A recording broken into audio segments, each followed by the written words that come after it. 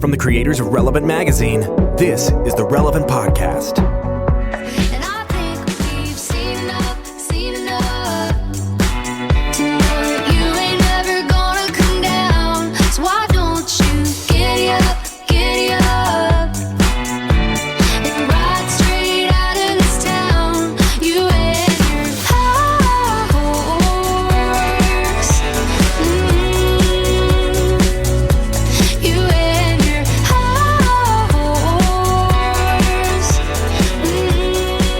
It's the week of Friday, March 30th, 2018, and it's the Relevant Podcast. I'm your host, Cameron Strang, and this week's show is brought to you by Bright Peak, our partner in bringing you the new Love and Money section at relevantmagazine.com. We're teaming up with Bright Peak throughout 2018 to bring you articles, videos, a new podcast, and a lot more, all with the intention of helping you build a better relationship with money while also strengthening your relationship with your significant other.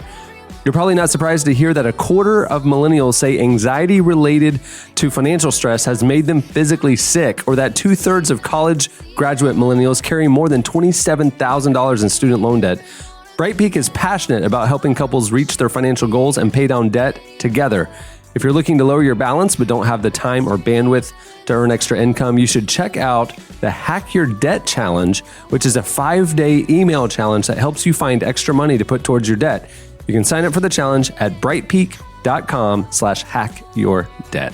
They are an awesome organization.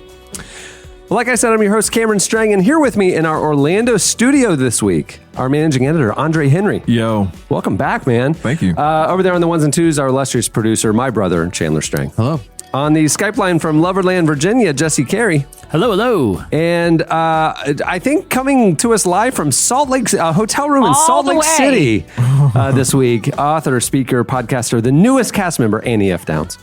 Good morning, gents. Glad to be here. Real quick, guys, I want to go back and say one quick thing about the Love and Money podcast. I'm really excited about it. It's been totally fun to be a part of. Chandler, you've been a part of every episode too. Yep. I know obviously Cameron and Andre, you guys have listened to, but like kind of all the production. And Chandler, isn't it a fun show? Dude, it's super fun. Like the court segment is so good. Yeah.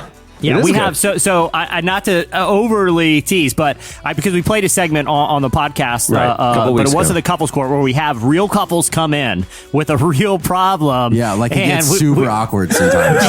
and that's what I like. Chandler was on there one time where I was I'm trying to remember who the guest was, but I was like goading the guest before the couple was out in the lobby, out in the studio, and I was like, hey, listen, this issue is actually kind of tense. Like they're trying to figure out whether they like break their lease and move into this house. Okay. Jerry Springer would like that's basically goad them backstage, like amp them up, like, right. And then that's when they would run out there and just punch them. Yeah. Chandler, wasn't I trying to do that one episode? And like, I feel like Deb, that's the one where she wasn't, pleased with my methods. But there's high drama in this podcast. There's high drama. There's tension. There's awkward. It's fantastic. This week's episode in particular is probably the most awkward. Oh yet. no! It's See, really that is intense. Awkward moments is Jesse's love language. The funny thing is, this is the one that Jesse wasn't present for because we recorded a little late. Yeah, this one was recorded at a time where I couldn't be there, and so I'm really upset that I couldn't be there for the most awkward.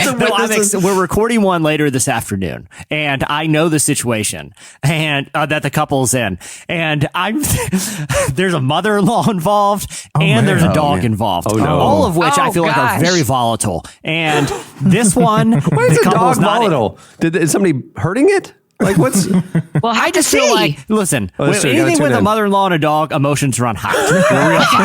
Okay, and the guest that we have, Annie, do you know Jamie Ivey at all? Oh my gosh, of course, yes, I love her. I almost feel bad that we're going to throw her into this situation. She seems like such a nice person. She's got a, popular podcast. She's got a great book out right now. She's on this, speaking tour, and we're throwing her right in the middle of a situation with a young couple, a dog which they love, and a mother-in-law who has moved into the house. Oh no. It's a perfect storm, Chandler. Oh, you didn't say that part. Jesse, I have a question. When you are goading these people who are in the studio, you aren't in Orlando, are you? Is your little robot self walking up to them and trash talking? No, I have what I call a goading command center where on my screen.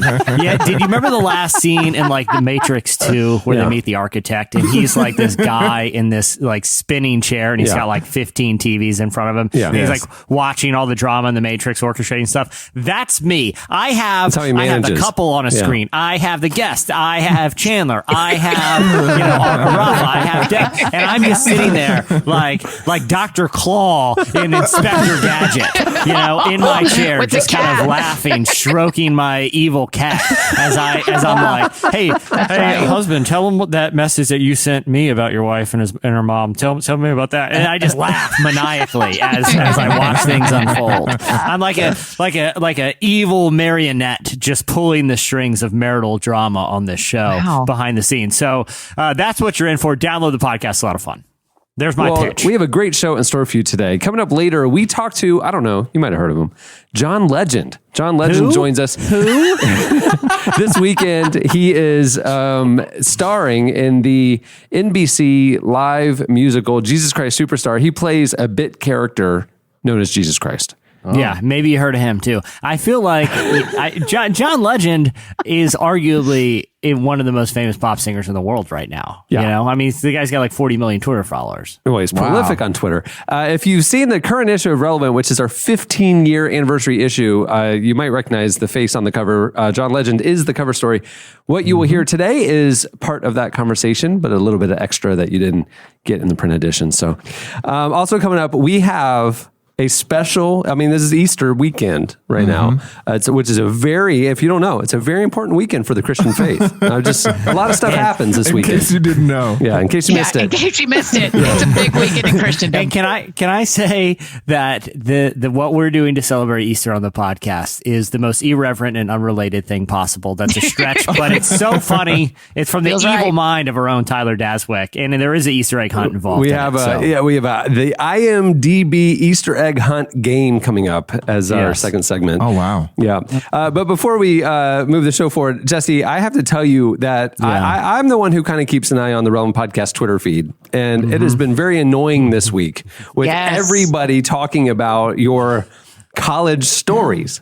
Man, you say annoying and I say all my dreams are coming true. I mean, it's annoying because it's like there are other things that happened on the show, but all anybody's talking about is Jesse's story from last week of when he fell out of a bunk bed during the college week. Easter egg hunt. Yeah. This is it. And also, can I just say a couple people in Tulsa hit me up and said, "Hey, Biker Fox is still around. I just saw him last week." Dude. No, Biker Fox. Somebody on the Relevant Podcast Twitter feed posted a picture of Biker Fox, so everybody has context, and said, "I just saw him last weekend at 91st and Memorial out in traffic doing his tricks at the red lights." Wow. So he's still out there time to be a Biker Fox.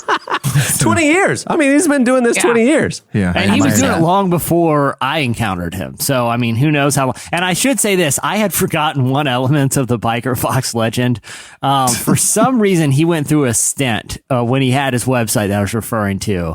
And for people who didn't listen, he is a sort of a weird celebrity-ish figure in Tulsa, Oklahoma, who has a reputation for driving out in the middle of traffic doing a very lame mountain bike trick. But I forgot one element of the story that's really important that people should know before they go too far down this rabbit hole. For some reason, Biker Fox, when he launched his website in the early 2000s, which, like I said, at the time, that was a kind of a weird thing to do for just like a random person to have like a a very intricate website. It's still pretty weird, Jesse. He went to... I don't know. I've been to nefdowns.com.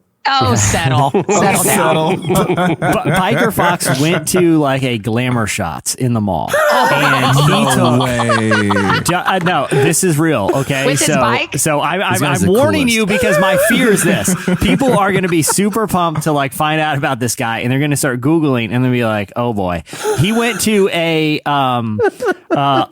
Glamour Shots, like in like a mall Glamour Shots, and did dozens, and this is not an exaggeration, dozens and dozens of photo shoots, some of which none of them are more than PG, right. But some of them are very suggestive. No, Jesse, I just looked him up and I am dying.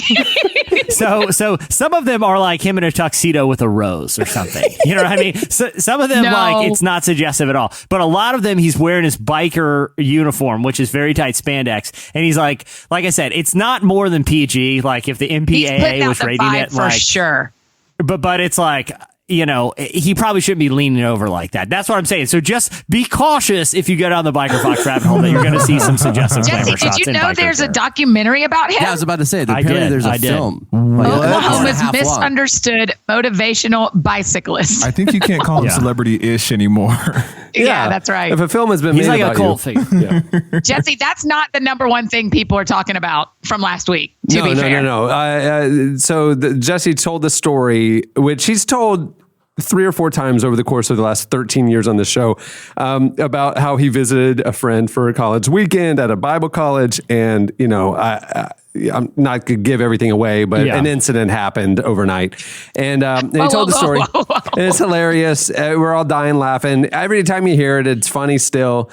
And Annie said, we need to track down this kid at the dorm that had the encounter with Jesse. We've got to find who it is. Yeah. And the internet went ablaze trying to track this guy down. I haven't had this much Twitter activity in a while. I'm not on there a lot, but people they've been asking me questions. And Annie, you brought up like an interesting parallel. Like you were talking about these true crime podcasts. I think you mentioned like Up and Vanish, but anyone who's listening to true crime podcast knows that even minor details of the incident leads to huge breaks in the case. You know what I mean? Because someone remembers someone remembers like the episode of like, you know, Seinfeld they were watching and they're like, they track it back down. Oh, now we have a date, you know, those kind of minor details. So I hadn't thought about this story. And for people who don't know, they can go back and listen, but I fell on someone off a very high bunk bed. And I may have broken ribs. I don't know. In the middle of the night while dead asleep, both of them were dead asleep. Yeah. He rolled out of the bunk bed and landed cheek to cheek, chest to chest with the host. Stomach to stomach. I'll never forget. With the host kid in the middle of the night. I crawled back in bed and never saw him again after that day. So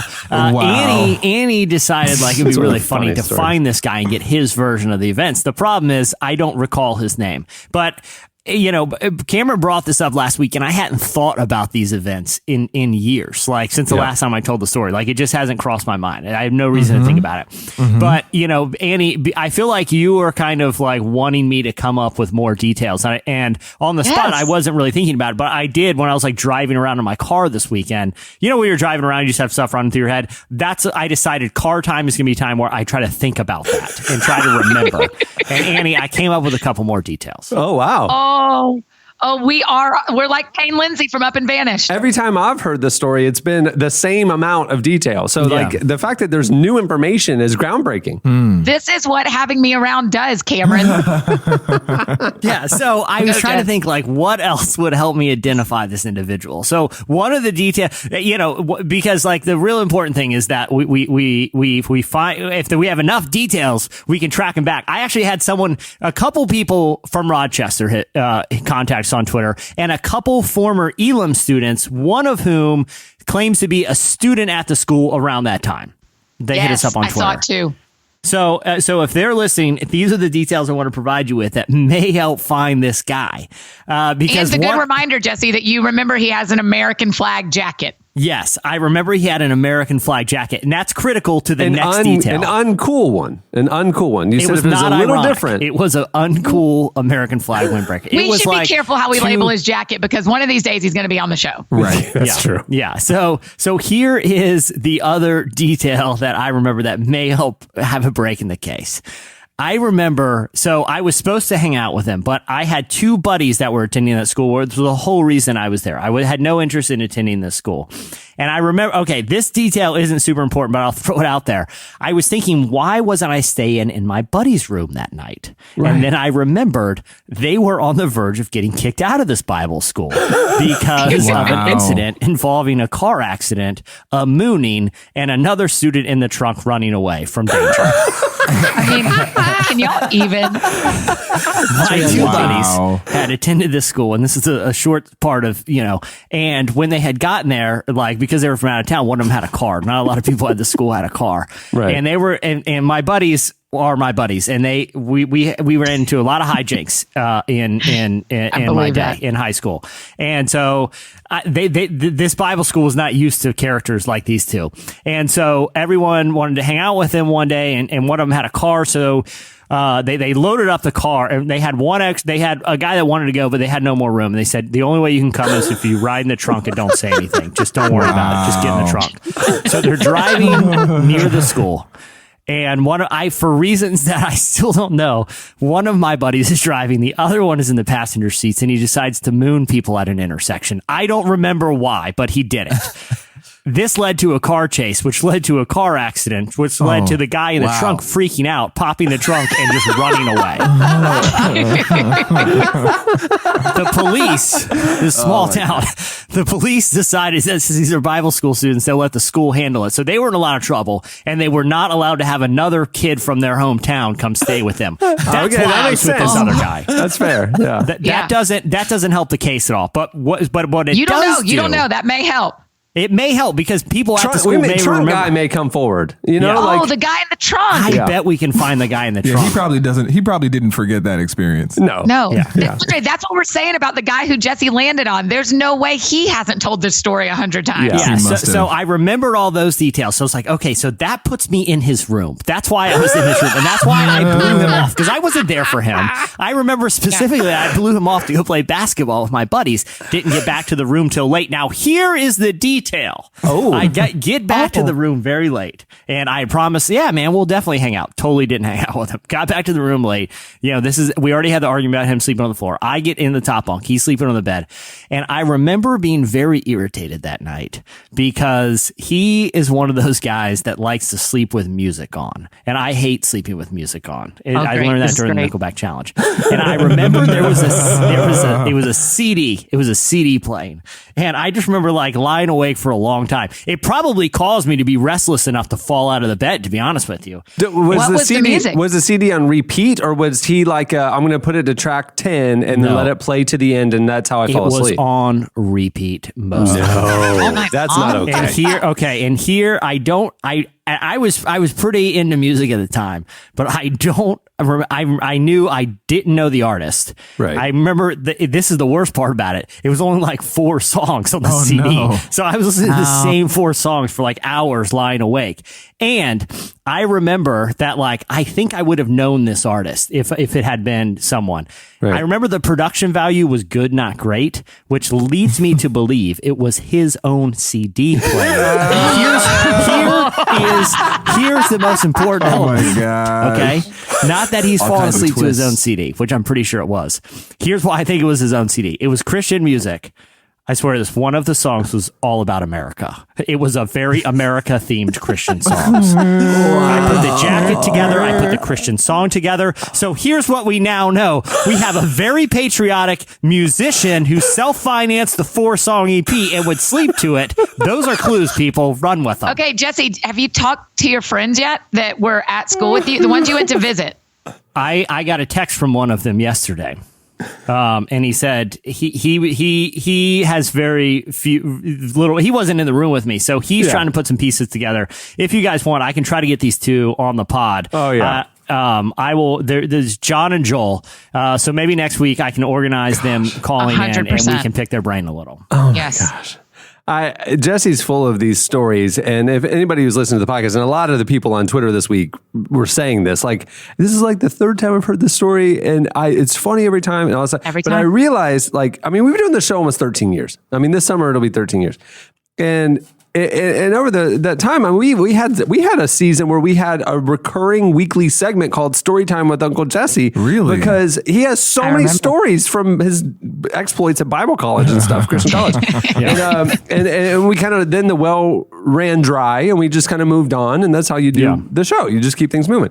But I just remember every time I come back to it, it's like there's a whole nother generation of listeners that had never heard it. Right. And well, this stuff's gold. And then we got to share it. And then I just realized Annie hasn't heard most of these stories. Right. So for the longtime listeners, I'm just warning you now that over the coming months, I'm going to probably unprompted, just kind of Goad. mind Jesse. Yeah, goad Jesse into telling some of those historically funny stories. We've got the bird smoothie.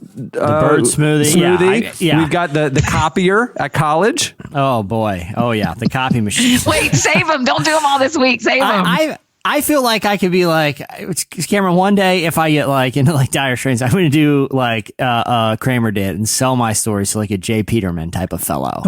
And then at parties, I just have nothing to talk about. But I feel like, but I do feel like, and Annie, I know you're very busy, so I don't want to put this on you totally. But, we've done these Outlaw Heroes segments before where we go a deep dive investigation. Chandler's done a great job producing them. If we want to do a little true crime segment and try to get to the bottom of this thing, Annie, me and you offline, we can get my buddies on and we can see how far down this sick rabbit hole we can go. I just want this guy to be like a really famous congressman right now or something like that. Or like a pastor. Right. It wouldn't shock me if he's a pastor. Hey, you guys, listen. I came here today with a real question. Is this an appropriate time for y'all to give me some advice? Yes. Okay. So, and I needed all male advice because this is dude advice. This is a situation I have not gotten myself into that I've been gotten into. Is this about boys?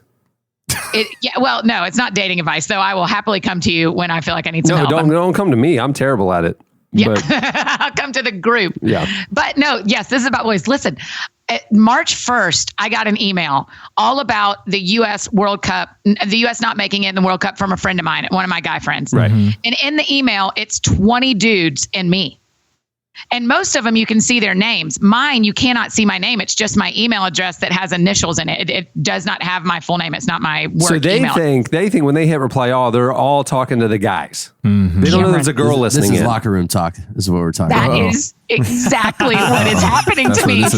There are over 80 emails, and I've just sat quietly and I just read them all. Now, none of them are inappropriate, but am I experiencing locker room talk right now? I think that's what's happening. I think this was happening after the whole national discourse about locker room talk during the election. Right. I was like, I don't have any familiarity with that being locker room talk, right? I've never spoken like that. But listen, I got to tell you, I joined a new gym here downtown, which is a bunch of businnesmen. It's like guys come, and I'm telling you, I'm in that. I'm just getting ready before work or whatever, and those locker room talk is a real skeezy thing. old men talk like that. Yeah. Like it is the most offensive, disgusting, misogynistic stuff I've ever heard. And it's like they're 3 rows over and I don't know who it is or whatever, but you just hear it. Yeah. And I'm like, Trump wasn't lying. That actually, like, guys talk like that apparently. So I am glad, Annie, that you are that's not my experience. Okay, good.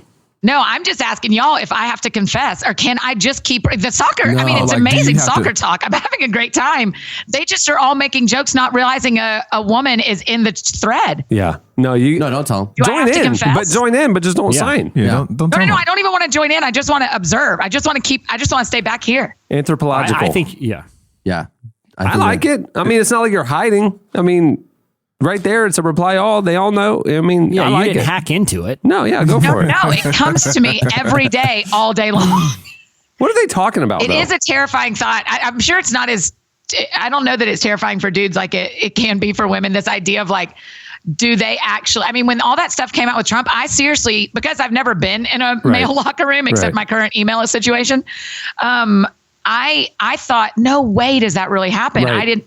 It's almost like you don't realize that men actually do that. You think that's all made up until it happens. Well, and it's not a life or a world that I've known. Right. I don't hang out with people like that, Right. you know? And the fear is, are all of y'all doing that and just not telling us? I know you're not. Like, I know you're not cognitively. Of course not. I was But as the shocked fear as you. is, are all my friends talking like that about women? No. And just hiding it. Absolutely from the not. women? No. I mean, that's the thing that's so shocking about it. Because I mean, I didn't think it was okay. You know what, Andre? I'm going to say something. Like a few years ago, before race became a major issue in America, I lived my life with the mindset that our generation was post-racism. Like, hey, we grew up loving hip hop. It's not the same as the old people. That's their problem. That's not our problem, right? And so I didn't realize the reality. Okay. And so obviously then things happen nationally and your eyes are open to reality and it's humbling and startling and painful. And like, what do we do about this? I feel the same way about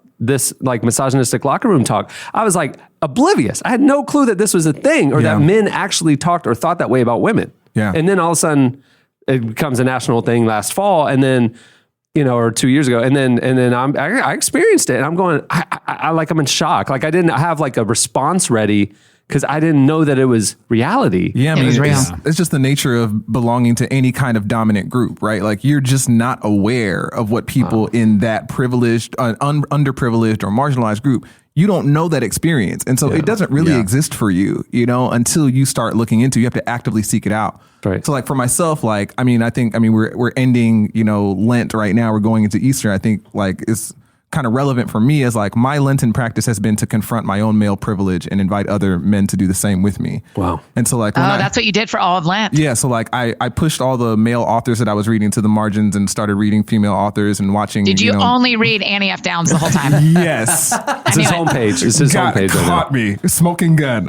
Hey, he's brave now, by the way. He's on day 103. So brave. But the thing that like, so when you mention like, hearing guys talking misogynistically, like I think about that against race, right? Like if I heard some white people talking about, saying racist things like on a bus or a train or something like that, like I would want other white people to be like, hey, stop being a racist, I know. Yeah. And I think women want the same from men, like for us to call each other out. I know. I it's happened 2 times that when I was in the locker room. One, I shuffled and made the noise like you're not alone, and it did stop. And the other time I didn't. I froze. Yeah. And I think about it still. Yeah. And like I can't believe that happened. I'm not And I shaming can't you believe though, Cameron. I don't want you to feel shame for it. No, I don't You feel don't know. ashamed. I It's a just new like I want to be situation. ready next time. I want to know what to do to like try and break through because clearly they live in a bubble where they are oblivious to their own disgusting tendencies. And it's like, how do you get through to them where you could actually enact positive change in their lives or say, this is not okay, Yeah, and you don't want to scold them as a stranger either because you're probably just going to start a fight or whatever. Right. That's actually what I was kind of worried about. They were like kind of like alpha male, Yeah, I like feel like old people who would be talking lawyer like that type would guys. be like, "Oh, like I'm gonna It was- swing on you or something." This would be a good question to put out there, though. Like, how, what do we do in that situation? In the same way, like, they have trainings for people, like, when I don't know if you saw those videos that were going, like, circulating Facebook and stuff. Like, if you are out and you hear people, like, that are, like, talking, like, overtly racist, Right. or someone is experiencing, like, someone, being overtly racist to them, like, what should you do? Like, what should we do in the same sense of, witnessing misogyny in that way? I think telling the management is probably not a terrible idea, Cameron, because either the management is going to go, we don't care. And and then I'm out of there. People tell you who they are, Yeah. like they'll show you who they are. The management will show you that they either care or they don't. Yeah. And then you can know going to the gym, I might hear this because the management is fine with this, or I'll go elsewhere if you want. That's what, that's what I'm going to do this week, tomorrow. I'm going to go down there and I'll talk to him. Sweet. There you go. Hey, moving this along. And Jesse, just be ready. I'm going to get to the copier story. Well, okay, I'm not opposed to it, but we do have a packed show today. All right, fine. Then I won't ask you. I'll ask you next week. Let's leave them wanting more because I'm looking. We have a game. We have a guest. I mean, we got a big one today. So, and a lot of in case you missed it too. Okay, well, it's time for our weekly look back at what happened this week in culture and entertainment. It's time for In case you missed it. Hey, in case you missed it, this week, Christian rapper Bizzle announced he's working on a Golden State Warriors anthem with Steph Curry. The song's going to be called Winning, and clips from an upcoming video for the song that features Steph were shot in Oakland and posted on Instagram this week, and actually Relevant even posted it on our Instagram feed. Here is a brief listen to Bizzle's new song for the Golden State Warriors.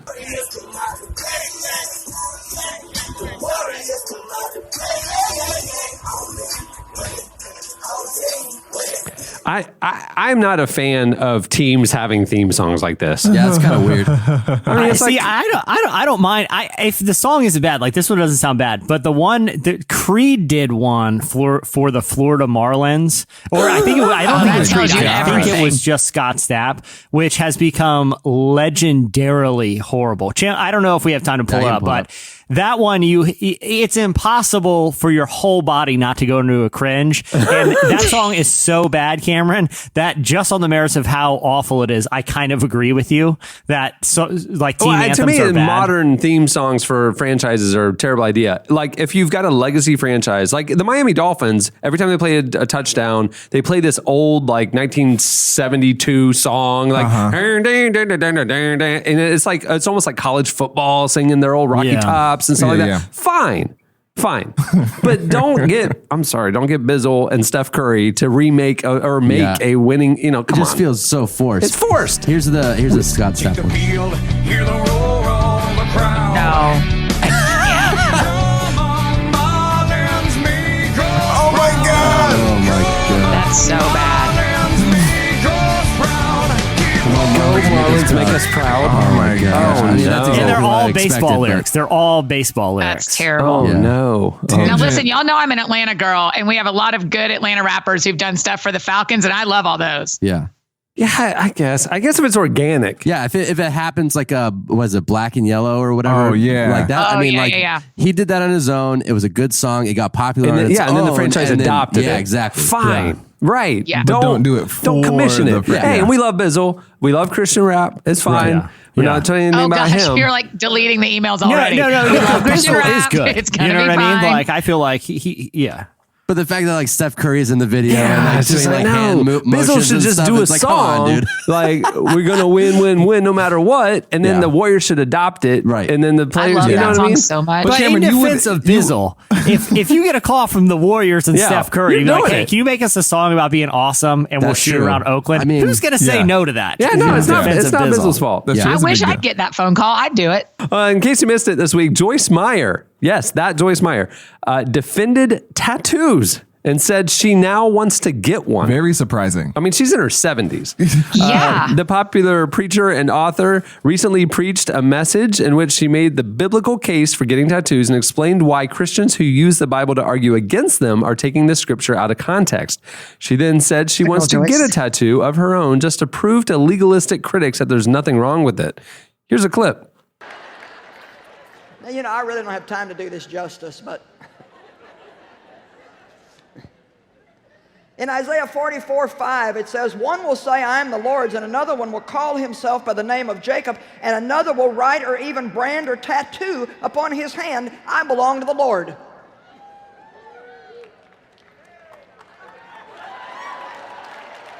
Get him, Well, Joyce. now there's some scriptures in there somewhere that tell you not to do that.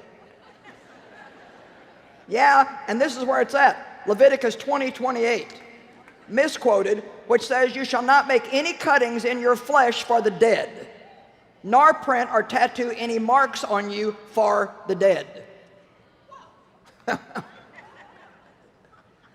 You know, we just pick stuff out of here and leave out what we want to. And Come the on, Bible says Joyce. in Isaiah 49 that God has a picture of you tattooed on the palm of his hand. Wouldn't it be great if she came, because she said later in that sermon, you know, she's thinking about getting one at her age and just to kind of, you know, I want to show how cool I am. And I think people are picturing like she's going to get like a Jesus fish on her ankle. How funny would it be if Joyce Meyer came out the next sermon and she had a gigantic neck tattoo collar or face tat or tattoo? something. Like that one of like, who's it, Lance Stevenson, who has like Abraham Lincoln, a giant Abraham Lincoln tattooed on his throat. I want to see that for Joyce. Like go all in, Or Joyce. like the full Yeah, back there you go. Phoenix like Ben Affleck has. Oh, no. That is literally the worst tattoo I've ever seen. It's I don't know so about that one. big. You haven't seen this? It's so I have not colorful seen Ben too. this. Affleck's back tattoo became an internet sensation these last 2 weeks because he was photographed at the beach shirtless. And he got this new tattoo that covers his entire back. All right, let's and see he it. has like no other tattoos or very few. And then Yeah, but he has a full look at it, colorful just Google Phoenix, Ben I Affleck just- back As tattoo. soon as I It's like started color Googling Ben and like- Affleck, back the tattoo colors, came up. the illustration itself, it's just Let's the, make Daz get that. Can that be Daz's next Daz will do it? Daz will do Dude, it. that's- Oh my that's God, really what is bad. that? The Affleck. It's massive. And he tried to lie. Ben Affleck tried to lie and say it was fake and for a movie, but that was like a year and a half ago. Yeah. Yeah, that's bad, man. I mean, that's pretty provable that it's not fake and for a movie. So that's an Yeah. odd thing to say publicly. Yeah, that's what happens. That's what happens when you get into that hole, huh? Hey, in case you missed it, this week, Jack White released a weird new rap song that sounds a lot like a Brian Duncan 90s CCM rap song. One of the songs that has drawn the most attention from his polarizing new album is called Ice Station Zebra, which opens with an extended rap. To some fans of 90s Christian music, it may sound somewhat familiar, though. It sounds a lot like the Don't Ya Wanna Rap song, a somewhat offensive hip-hop parody by Brian Duncan that has aged very, very poorly. Here's a clip of both of them.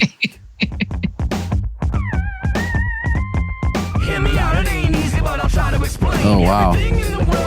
Which one is this? This is the Jack White version. No, it's not. I Yeah. thought this was Brian Duncan. No, this is Jack This White. is Jack White.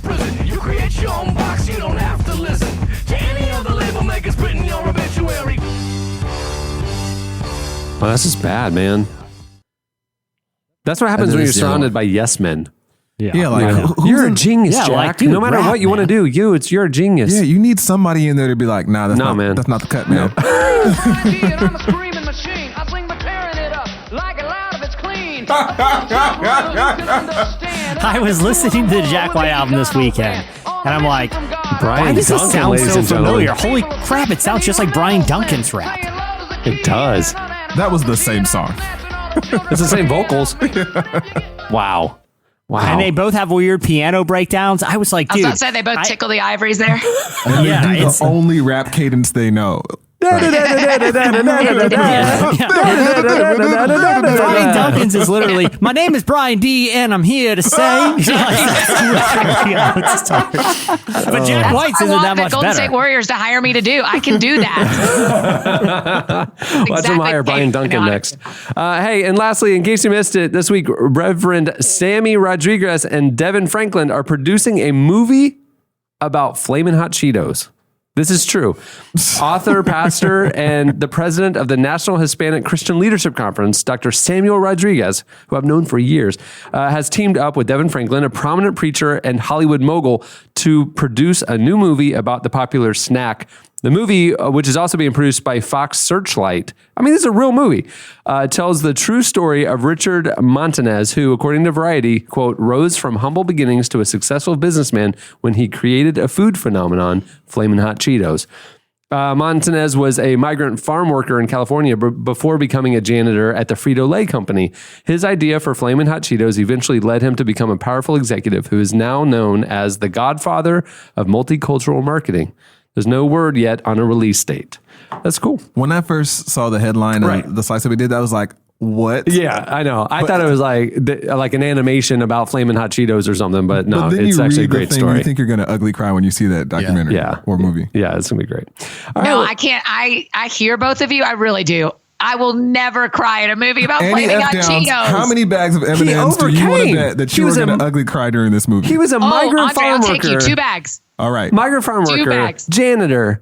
Suggest this act. This is like Goodwill Hunting. He's the janitor doing No. the stuff in the hall.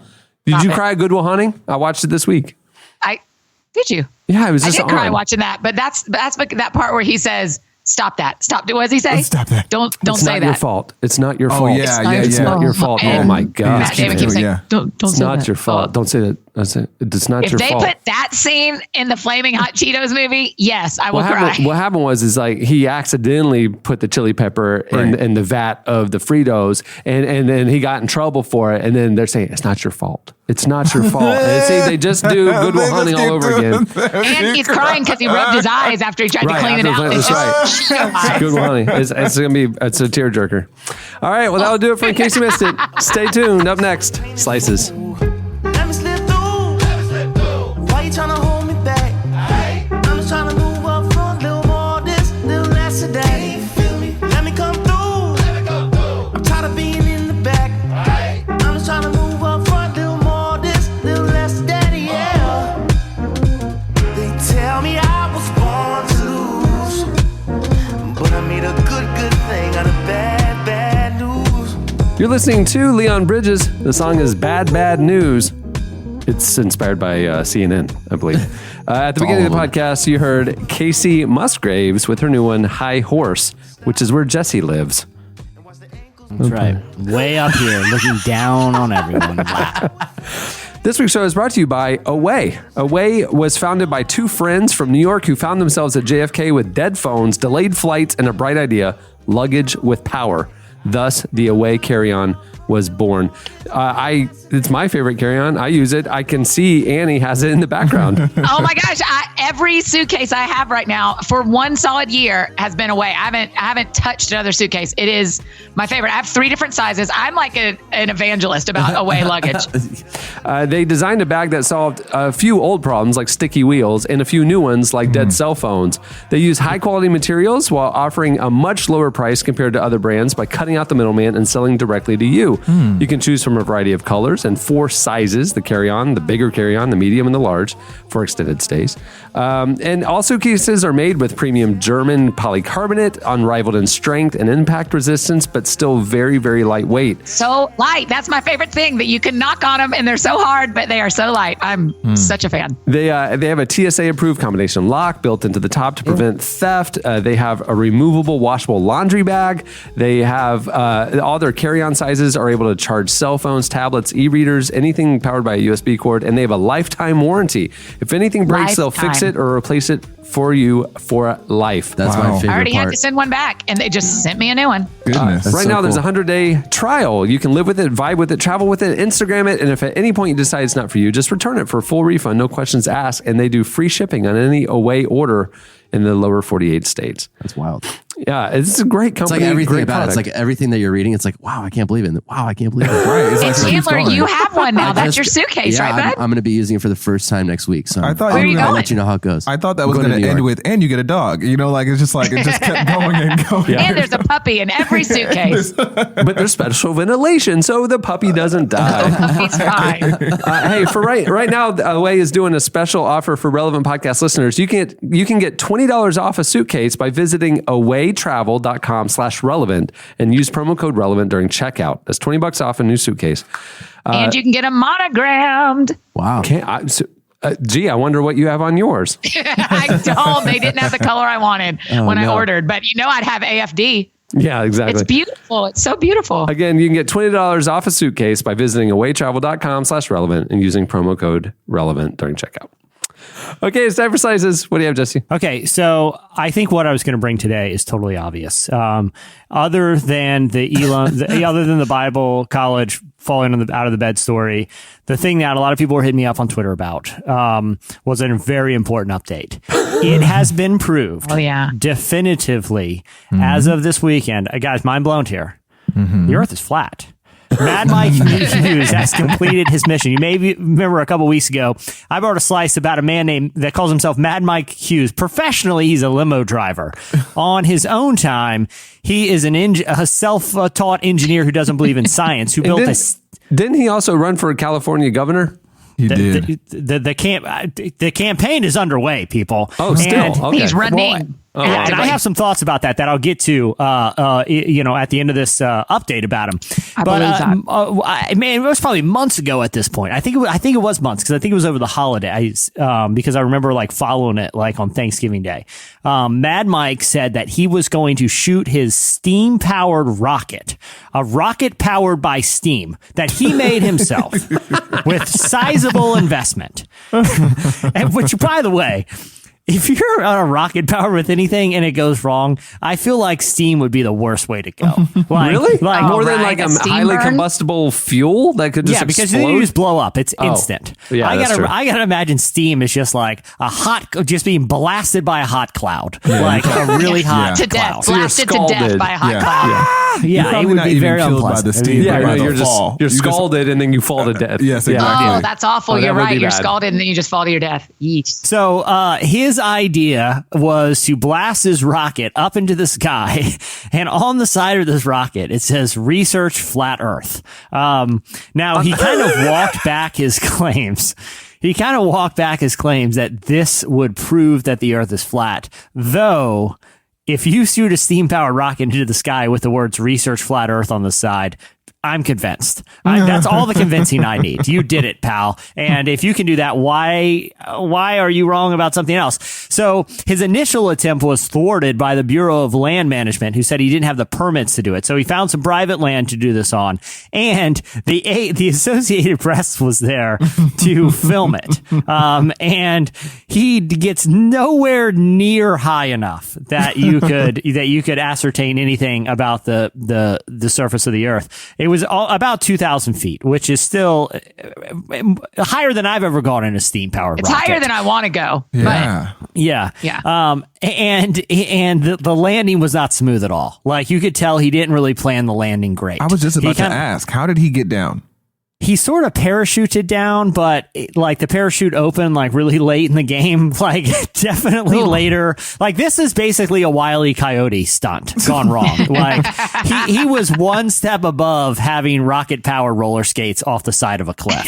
In the desert, yeah. And even the video, it's out in the middle of the desert. But I love this is his reason for like going through with it, even though the landing was really rough and he almost killed himself. This is his quote. Okay. I'm tired of people saying I chickened out and didn't build a rocket. I'm tired of all that stuff. I manned up and I did it. This thing wants to kill you in 10 different ways, and this thing will kill you in a heartbeat. Am I glad I did it? Yeah, I guess. That's the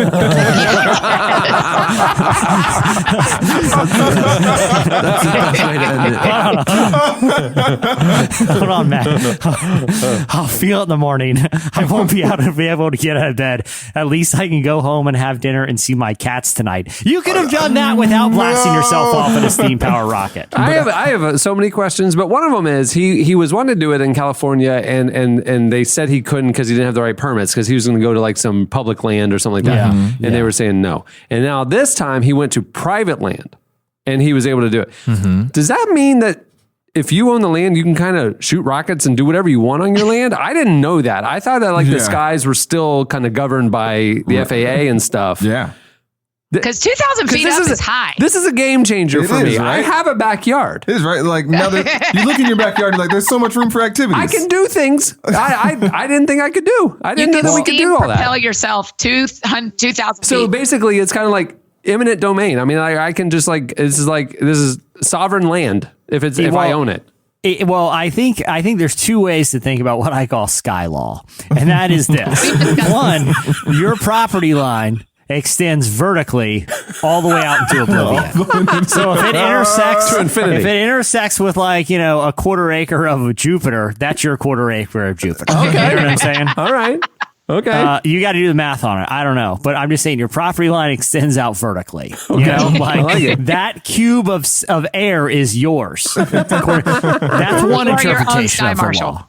That's one interpretation of the law. The other interpretation is once you are airborne, there is no law. That the law only pertains to people who have their feet on the ground. So, like I said, you can commit crimes if you're jumping at that point. So, I mean, I know that what you're saying is wrong, but I don't know how you're wrong. Which one is wrong, Cameron? Well, the second one, that like anything in the air, there's no rules. You know what I mean? Because it's the jurisdiction. No, I get what you're saying, but sky. I get what you're saying, and it makes total sense because obviously cities would say that there are that their laws would apply vertically, right? But to what point?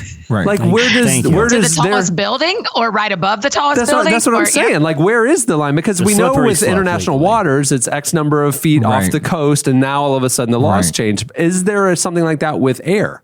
I mean, and I don't know how it is in Orlando or other places, but when I lived in Manhattan, I know that there were things like there were regulations about the air above buildings. Yeah, you could own. Yeah, you could buy the air rights to property, and if somebody could own the property but not the air rights, they can't build up. Exactly. Yeah. So I don't know, if there's but how high does that air rights extend? Because is it to Jesse's Cameron, point? do you have air rights of your new house? Right. That's what I'm saying. Like, does A lot of people don't know this, but if you jump kick somebody, it's legally not assault. because you aren't on the ground. The crime was as committed long as you have outside air the rights. jurisdiction. As long of- as you have the air rights. Yeah, you got to have the air rights of that place where you jump kick someone. Something about that doesn't make sense. Like both of you are not in the air. Again, we're in legally, the greatest Murky legal waters. scholars of our time are having this argument right now. So we can go in circles about It's this us. all day. But if I jump kick you, I say this: try to press charges, see what happens, because I technically was not on American soil. when Also, the crime what if was you jump kick somebody in your backyard?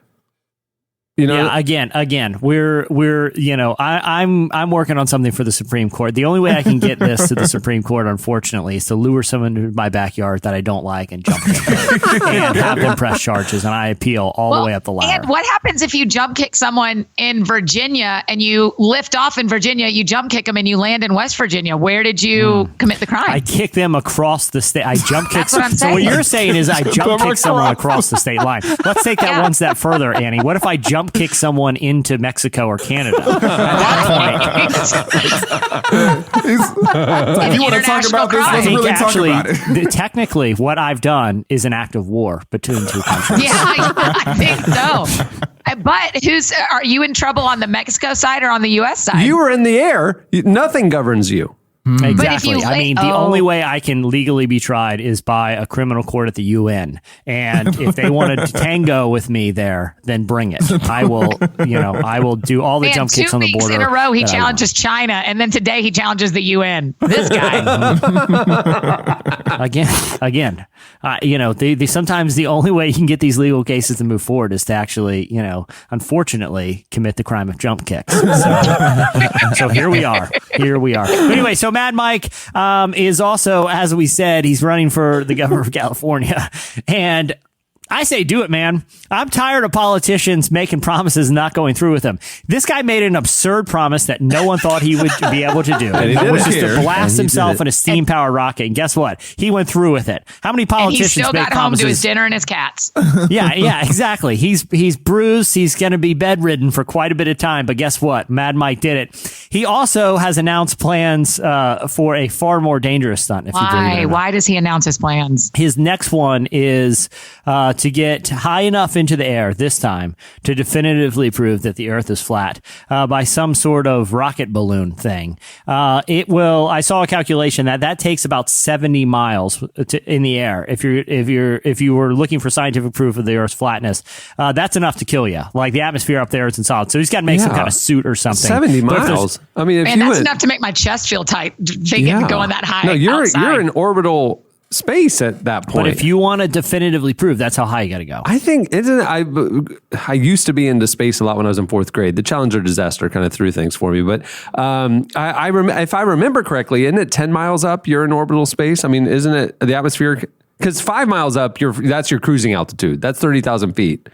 That's 5 miles. That's 5 miles. But I think if you I don't know. I'm 62 miles. 62 miles is Is space. the shortest distance between Earth and space. Okay, 62. So 70, he would actually be gone. Like he would just be, well, there he goes. And he would be he's going high to hit enough Jupiter. to tell without with absolute certainty whether the Earth is flat. And for him to believe that it's not, he's got to see it with his own eyes. It's like he doesn't know that NASA exists. Like No, you he want to knows tell him, it's like, part you of a know, there's a conspiracy. thing. Exactly. No, he thinks it's part of a conspiracy. They're covering it up. That's Yeah. right. So he's trying That's- go on his own and show. Wait a minute. He's a Wait a truther. minute. Wait a minute. This is He's a flat conspiracy earther. stuff, Jesse. Yeah. Did you lead with that before? No, Because back that when we talked changed about it my the heart. first time, that's what it was. He was trying to debunk the national conspiracy that NASA's trying to cover up that the Earth truly is flat. He's going to go out on his own and gosh. show everybody.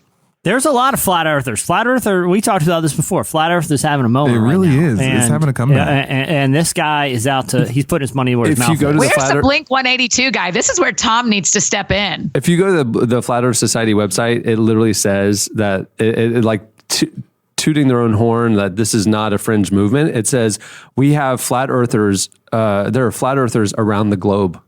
It literally says that. Yeah. Flat And they don't earthers. realize the ironicness of that. No, but I've talked about this before, but not only is like, there are several flat earthers in the NBA, high profile flat earthers. Like Kyrie Irving. Yeah.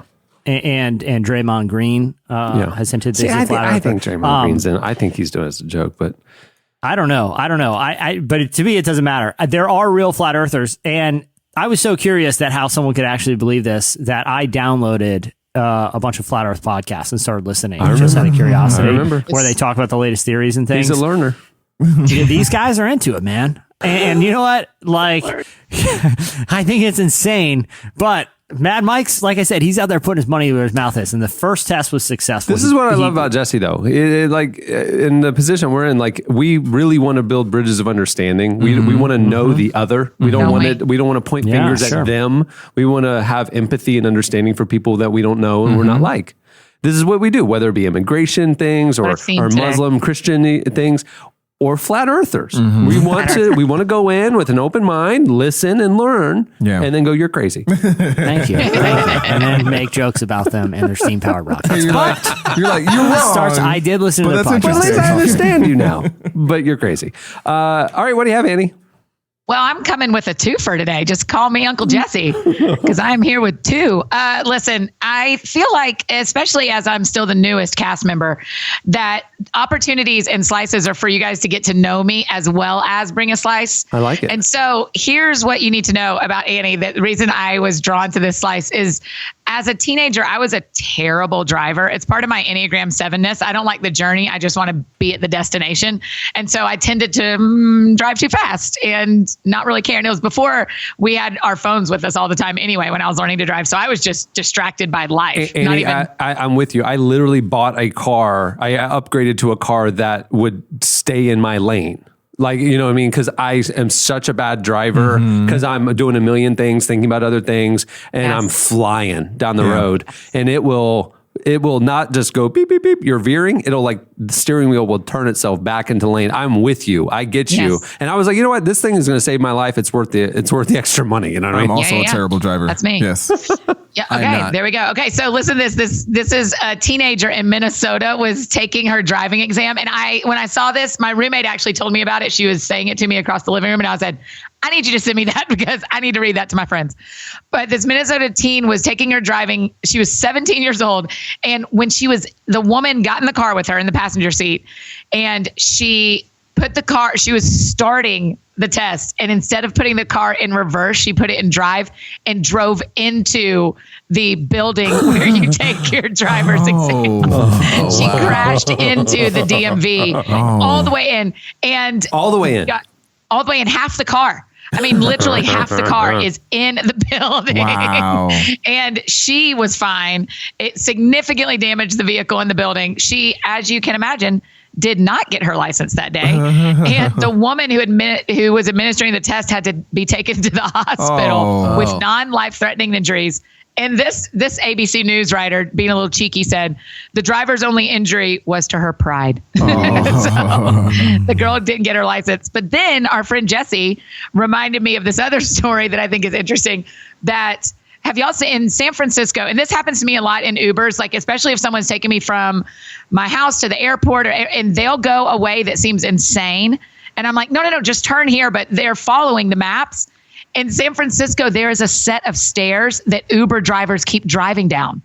And their cars keep getting stuck and having to get towed because Lyft or the Uber maps will send them down a set of stairs. That's like the Office where Michael drove into the lake. Exactly what I thought. Yeah. That's crazy. So it's happened twice already that the car got stuck and had to be towed out. And this week it was an Uber pool. So it was all these people trying to get to work and they had to get out and walk down the stairs and get another Uber. 1 star. That is 1 star. But the guy is totally I think I would feel so bad for the Uber driver. Just be like, look, man, your car got jacked up on a set of stairs. The least I can do is give you 2 stars. That's it. I'm not going to jack up your rating. But to be fair, I didn't get where I needed to go. I appreciated the water bottle. So yeah. Thanks for the mints. You also just drove downstairs. The sanitary wipes. The driver is just kind of like, well, I was following the navigation system. I'm like, that baffles me. It's like, just use your common sense. Right. I mean, don't turn down stairs. Don't go into the lake. I mean, you don't drive downstairs. That's you not don't a thing. drive downstairs. If that's what one person learns today from us, don't drive downstairs ever. Even if the map tells you to, ask for other routes. Rerouting. All right. What do you have, Andre?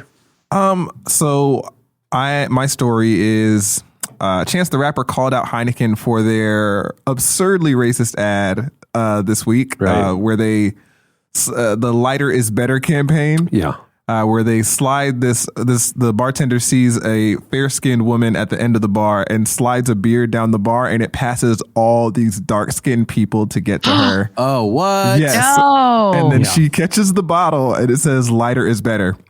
So Chance calls them out and it's like, sometimes you got to think that brands do this on purpose, right? Just to like stir something up so that everyone will start writing think pieces and tweeting and stuff. And it's like, all press is good press kind of thing. Yeah. Because people are talking about Heineken. Right. Exactly. Right. So he's like, man, sometimes you just got to laugh at it because it seems like that's so obvious that they're baiting the anger. Yeah. Right. Yeah. Is Heineken agree with that? Are they saying they're doing that? Well, Did they respond? I didn't see any response from Heineken yet, but the irony that I saw him tweeting about this, and obviously there was like a news piece saying, in the headline was Chance the Rapper calls out Heineken for the racist ad and all this kind of stuff, and Chance retweeted it and said, like, thank you for completely missing the point. The very first sentence I wrote was, don't don't give them the attention that they're probably going for. Yeah. Mm-hmm. Like, I'm not outraged. It's so obviously outrageous, but it was like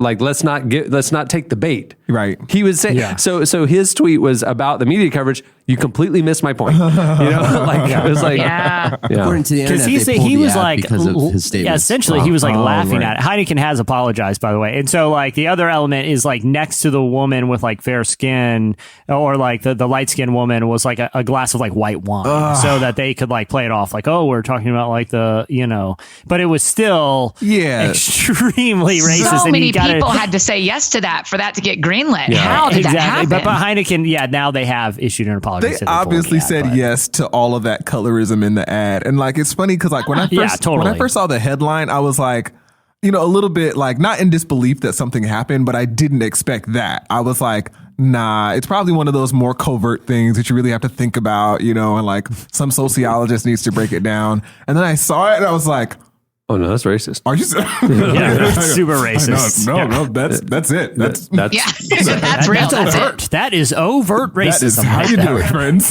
That is how you do it. That's how you do it. That's how you make a racist commercial. But that's the thing that like what Annie said, like, it's like, I understand somebody maybe being oblivious, but a national ad agency, a client with a lot of people involved. It's almost like when a movie comes out, it's terrible, and there's like, you look at the credits and there's 300 people involved. Right. How did they all not know how bad this was? Yeah. It's like you go for a campaign like that, costs millions of dollars, I'm sure. Yeah. Like hundreds of people are involved in that. And saw it and signed off, and the concept and the implementation, the casting. There were intentional. Someone went like black girl, white girl. A person sat them down to go, you sit here, you sit here, you sit here. Yes. You know what I mean? And it's like, that's what's crazy to me is like, how many people had to be involved that were complicit? I mean, like, it's not like oblivious, right? But complicit, right? Actively complicit. I wonder if some people think that it's just gonna like be no big deal one day, right? Like the other ad, I think it was like in China where it's like they put a black guy in the washing machine and he comes out white or something like that, and it's like it's better, and it's like crazy. somebody looks at it, it's just like, it's okay. That's wild. No one else, that's good. That's a good commercial. Let's put that on TV everywhere. Nope. Crazy.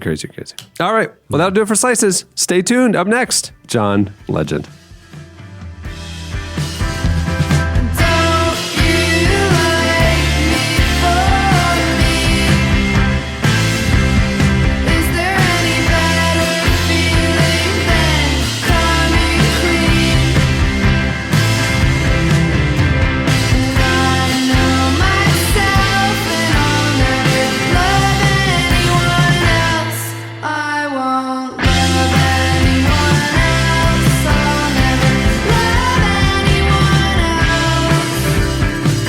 You're listening to Snail Mail.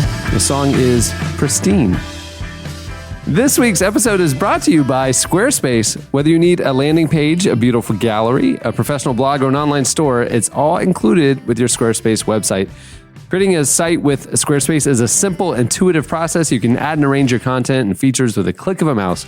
You can design a best-in-class online store with Squarespace's award-winning templates, customizable settings, and more, all without a single plugin. They even have all the commerce tools and invoices and all the things if you want to run a full web business. It's amazing how it's all just there.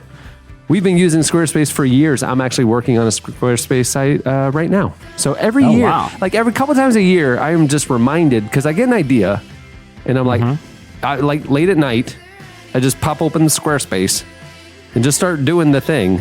And so you can be half asleep and use Squarespace. And then, then it's 3 a.m. and I come in the next day and go, hey, everybody, we just launched a new division last night. And I built the site beautifully, thanks to Squarespace. Yeah. Right now, Squarespace is offering Relevant Podcast listeners a special deal. You can start your free trial today at squarespace.com and then enter offer code RELEVANT to get 10% off your first purchase. Squarespace, set your website apart. Oh, that's a new one. I like that. John Legend is a singer, songwriter, actor who is starring this weekend in NBC's new huge live musical production, Jesus Christ Superstar.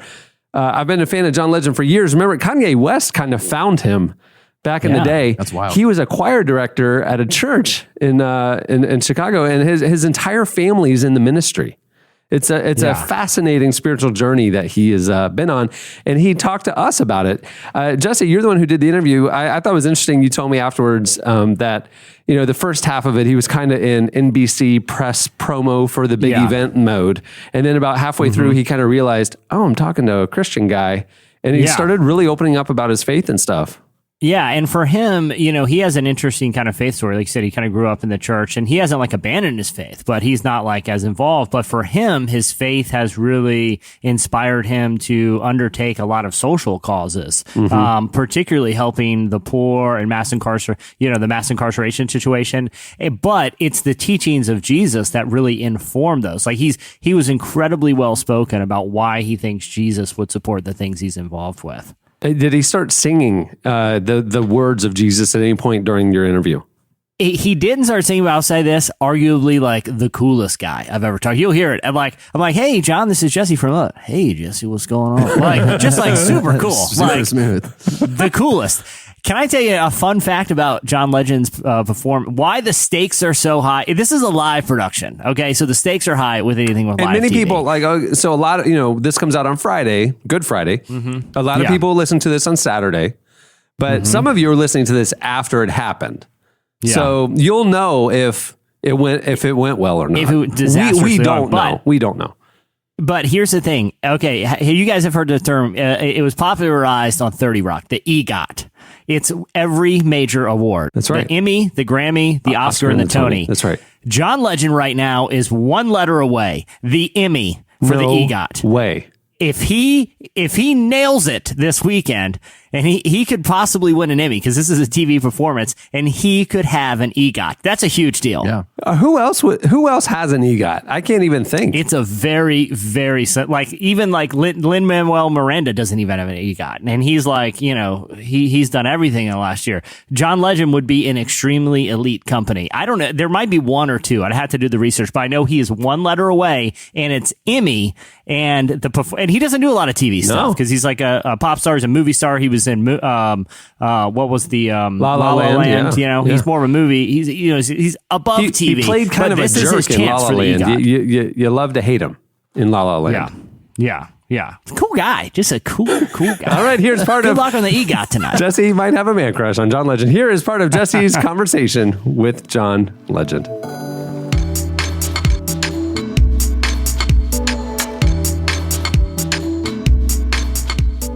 I wanted to chat a little bit about what attracted you to the role of Jesus in this.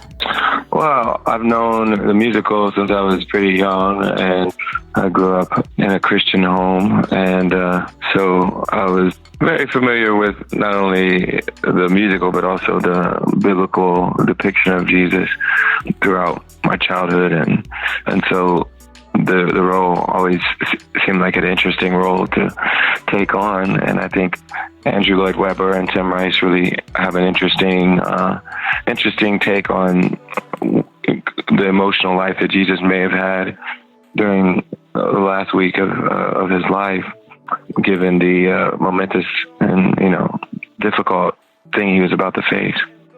What are some of the challenges when you approach a role? I mean, Jesus is, everyone is familiar with Jesus to some degree and has opinions about Jesus to some degree. Mm-hmm. What are some of the challenges as you prepare? Well, part of the challenge is, one, obviously he's probably the most well-regarded and well-known figure in human history, and then combine that with the fact that many folks still worship him today. So it's like plenty of pressure.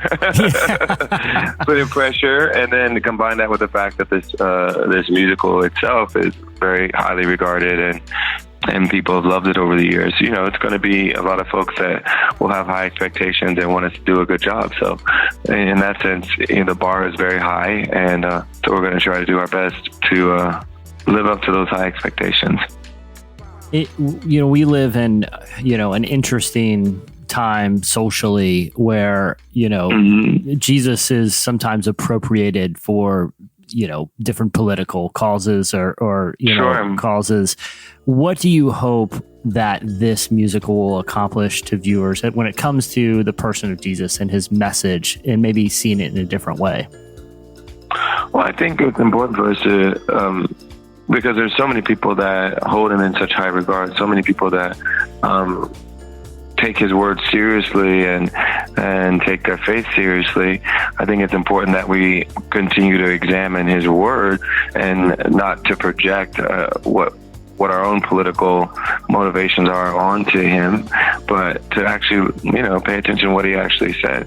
What he said about the poor, what he said about loving one another, and all the things that he preached. I think sometimes we lose sight of that. It's interesting because it seems like the teachings of Jesus are kind of having a moment, particularly in music. We've seen with Kendrick's album and Chance's album and Kanye and Kirk, numerous examples. Why do you think that is? Why do you think it's having a moment now? Well, I think gospel music, particularly in the Black church, have been a part of Black music culture for so long because, if you just go back and look at Aretha Franklin, she grew up in the church and made gospel albums. If you look at Marvin Gaye, he grew up in the church and made songs that talked about his faith and Jesus and his views on spirituality. Stevie Wonder has done it. I think all the great artists we grew up listening to, they grew up in the Black church, and that tradition doesn't just go away even though you're making secular music. I think it stays with you.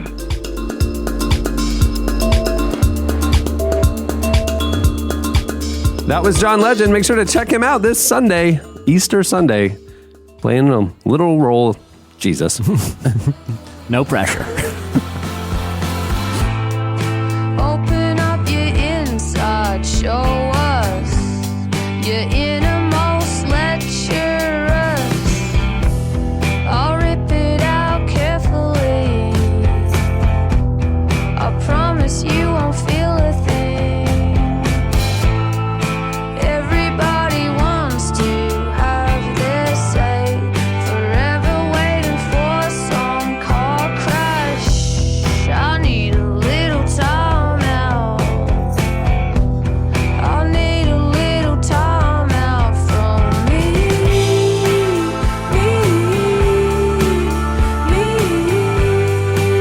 You're listening to Courtney Barnett. Her song, Need a Little Time. Need a little time, which is what Just we a little. need. So we have those breaks in between the segments. We just need a little time, reset, recalibrate. I hold in sneezes for all sneezes most time, and you would not believe the power of the sneeze that I. Just a little time. Just a little time. Courtney Barnett gets it. She's a podcaster. Okay, it is Easter weekend, and so we wanted to do what we do, to commemorate the special occasions throughout the year. Jesse usually comes up with some games. July 4th, firework or indie rock band. So we have classic games that we do here on the show. This week, we wanted to evolve what we're doing a little bit, and we want to involve our very own Tyler Daswick in this week's game. Yes, sir. Yes, sir. Welcome to the show, Tyler. So he's going to join us for this segment, and I will let Jesse and Tyler tell you guys about the game in a moment. But playing the game is one of our listeners, and so if you've been listening for the last month or two, we've been doing our Listener of the Week. We decided to combine the Listener of the Week with this game. Wow, it's very complex. Wow, and joining us this week as our Listener of the Week, and also a game show contestant, Thomas Corwin. Welcome to the show, Thomas. Hey guys, it's great. It's an honor to be here. So we won't do the full 3 facts. We're going to get to one of your facts, but before we get into that, where are you calling us from? I'm calling you guys from Dayton, Ohio. Dayton, Ohio. Why? And, nice. And do you always go by Thomas? Is that what you want us to call you? Yeah, that's fine. Thomas, Tommy, Tom. Thomas is good. He's like, stick with it. Whatever. He's like, I said. I said something. What do you do there in Dayton? I'm actually an engineer, kind of like the last caller. I'm a process design engineer working for an engineering consulting firm here. What kind of engineering do you consult? We consult corn milling and ethanol, mainly. How do you feel about steam-powered rockets? Well, I heard that he didn't die, at least, but I was not feeling too confident about that. If you could have consulted him, what would you have done differently? Say, don't do it. Yeah, there you go. All right, Jesse, you picked Thomas as our Listener of the Week because some of his facts caught your eye. What is the one in particular that stood out to you? Okay, Thomas, I think you know which one I want to address because it's so interesting. Maybe I hope we're on the same page here. But this is fact number 3. Fact number 3. I have gone to a random airport with welcome home signs and awkwardly welcome home strangers, which turned into a heartwarming story. Wow. Thomas, this is a fantastic idea. I'm kind of mad I never came up That's with why it. you like him, Jesse. That's a Jesse idea for sure. Yeah. Exactly. So, Thomas, I want to know what your motivation was and what the outcome was as well. Yeah, well, it actually wasn't 100% my idea, but it was for a at college we had this event called the Midnight Mystery Bus Trip, and basically we paid That $20. sounds awesome, by the way. Yeah, it was my favorite event at school, but we paid $20 and we didn't know what we were going to be going to, what we were going to be doing, and they would take us on a bus and we'd go like basically all through the night doing random things. And one of the stops was went to, I'm pretty sure it was the Akron airport. I don't even know because he didn't tell us where we were going. But we all, like a big group of probably about 50 college students, we all made signs and we went to the airport and we're just cheering people on, welcoming them home as they were coming down the escalator from getting off their flights. And really nice, actually. We just had random things on the signs, but people looked very confused. But some people were running and cheering, and we were high-fiving them.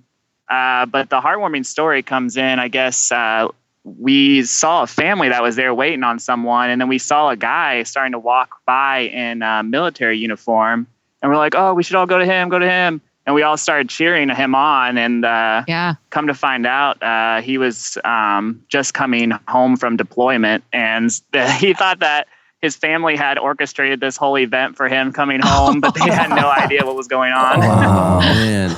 That's sweet. Did they never tell him that it was unrelated for your Moonlight bus tour or whatever? That's right. I wish they hadn't, but I'm pretty sure we did. Oh.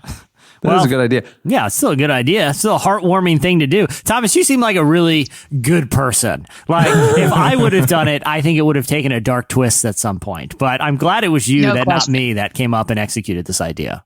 Oh, yeah. All right, well, moving the segment along, let's do our special game that you guys made. It is called the IMDb Easter Egg Hunt. Absolutely. Before we play the game, can we say something about the fact that we're not making fun of Easter, that Easter is a very honored and important and sacred holiday for our faith. I totally agree. And anyone who's upset at this, because this is an Easter egg hunt, the theme game. But I will say, for context, anyone who's mad at this, please direct your anger at Daz, because he can. That's right. Yesterday, it was during the day. I said, Daz, I got a very important project for you. I know we're on print. The magazine's going to print, but I need you to drop everything you're doing. I need you to think of a great Easter themed game idea for the podcast. And boy, did he deliver. Daz, why don't you tell them what you came up with? Yeah, tell us the premise of this game. So here's the IMDb Easter egg hunt. So we take a celebrity, a movie star that we all know and love, and we dive deep into their IMDb page, basically their TV and film resume, and we pick out the craziest Easter egg on their page. So the weirdest movie, the most random movie, whatever. And for the contestants, we will pit that choice against a similar choice, and they have to guess which movie or show is the real IMDb Easter egg. There you go. Okay. And without using our phones, I assume. Correct. Yes. Yeah. And so playing against Tommy, I call him. This week will be our newest podcaster, Annie F. Downs. And currently undefeated against listeners. That's true. That's right. Oh gosh, not feeling confident. Let's see. We'll let the visitors go first. So Thomas will go first. So take it away. All right, Thomas, here is your first question in the IMDb Easter egg hunt. You know him as the man who brought Jesus to the big screen in Passion of the Christ. But which Shaquille O'Neal movie did Jim Caviezel also appear in? Is it Kazam or Blue Chips? Oh, Thomas, I'm assuming you're familiar with the Shaquille O'Neal catalog pretty intimately. Well, I would say I would have seen them all, but I actually have seen probably none of them. That might be the Shaquille O'Neal IMDb page. Has he been in more movies than that? Yeah. I mean, he was in.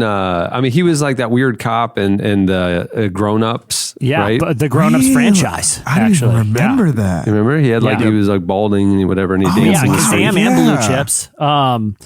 There's got to be. You're giving Thomas way too much time to think. There was, he starred in Shaq Fu, the video game. I don't know if that counts as an IMDb credit. But anyway, all right. So what's the answer? Shaq Fu.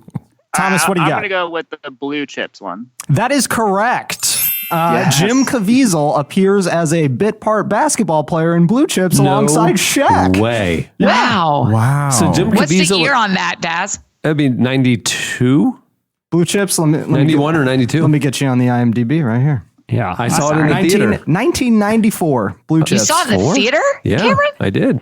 I would like to see Jim Caviezel and Shaq go one-on-one today. Jesus for Shaq. I mean, Caviezel's in better shape. Well, you know Shaq can still dunk. Well, yeah, of course. I mean, he doesn't have. He stands on his tippy He hasn't toes. gotten any shorter. Yeah. He still does though, like the knees up to his chest kind of deal. Oh, really? I think it really takes it out of him, but he can do it. That's funny. Get up there. All right, Annie's turn. I'm ready. All right, Annie. You know him best as the father figure in the classic Christian coming-of-age show McGee and Me, but which long-running CBS crime series did Terry Bozeman also appear in? Is it CSI or Nash Bridges? I'm just glad he had more of a career after McGee and Me, to be honest with you. I think he's the only one who really used it as a launching pad. Because after you put this together, this game, I was like, I'm kind of curious, man. He's been on a lot of stuff. Good for Terry Bozeman. And like McGee and Me really launched his career. So That's funny. You know who didn't capitalize? McGee. That's He's right. done nothing. Yeah, he went to juvie shortly after. Developed a little bit of some problems. I feel like that's an SNL TV Foundhouse opportunity. Yeah. All right. Okay, Daz, I'm going to go with CSI. That is also correct. Terry Bozeman appeared on CSI for a good long while. Isn't that right, Jesse? That's right. I think he had like a 12 to 15 episode stint. So good. Like I said, good for So Terry he didn't Bozeman. just play a corpse or something. Oh no, he was a character. He was. All right. Round 2. It's a dead heat, 1-1. Round 2. This is going to be a little bit more challenging. Thomas, You know him from the TV show Growing Pains and such faith-based classics as Fireproof and Saving Christmas. But which ABC after-school special did Kirk Cameron also appear in? Is it Andrea's Story, A Hitchhiking Tragedy, or My Dad Can't Be Crazy, ... Can he? Oh no! Oh my gosh! Well, both This is a sound win-win. riveting. I'm not sure. Oh man, I'm gonna go with My Dad Can't Be Crazy. ... Can he? Can he? Can he? Thomas, I'm sorry, that is incorrect. Kirk Cameron appeared in Andrea's Story, A Hitchhiking Tragedy. You know, my actually knew favorite this part one. about this is like executives at ABC were like, hey, listen, we need to tackle like a really important issue in our after school For the teens. Yeah, for the teens. Like they're like, well, NBC did drugs, CBS did smoking. What do we got? And one of them's like, I know. We need to warn them about the dangers of hitchhiking with Andrea's Story. It's like, why was hitchhiking ever that big a problem that it warranted an after school special? I mean, much less one starring Kirk Cameron.